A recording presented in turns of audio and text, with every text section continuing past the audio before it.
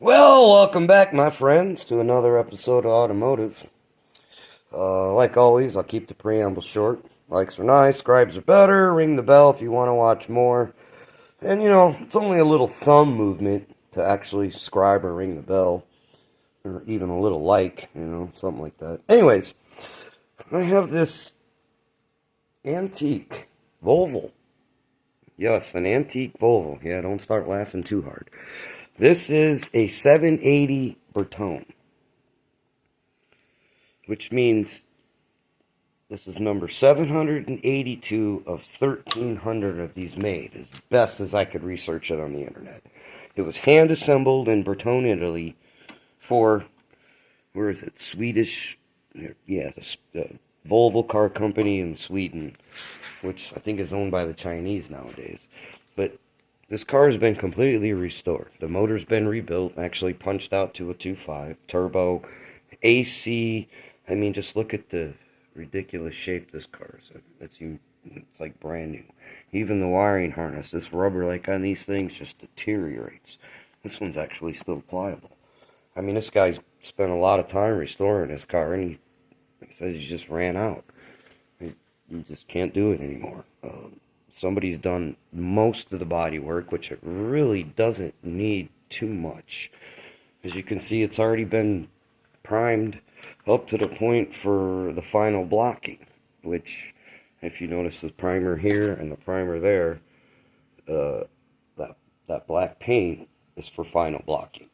So after you do, all the body work or whatever you had to do to make this, whatever, I didn't do that. I got it like this. But that's for final blocking. I already started blocking this, the back quarter panel down.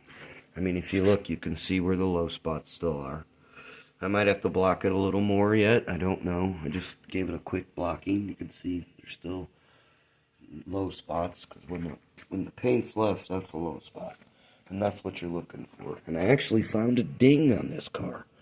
One little tiny ding. I think I can get behind it. I'm going to tap that out. And then I'll tap it out real nice. You'll be able to barely even tell it was there, and a little bit of fill. I believe the deck lid has been replaced. It's got a couple little dings on it, but nothing crazy. Just little dings here, little dings there. It's really straight. I mean, if you look at the body lines, completely straight. Never been wrecked. I do have all the parts, but I just want to give you guys a little show of what this thing looks like now. And I'm probably going to have about 10 or 15 more videos on the progress of this car. But as you can see, I still got to block this whole car down and go over it again, because again, I don't know who did this. And by the time I get done blocking it down and I make sure I get the body work right, I mean, the guy that did it looks like he did a really nice job to me. So, and it's really, it's high build primer, and I see how he even feathered it to the line. So whoever sprayed that on there did a nice job. He just never finished sanding it, and that's what I'm gonna do. And I do have the original color paint, and I'm gonna take some black and fade black lines into the body lines, because it's so square. I'm gonna make it kind of roundy.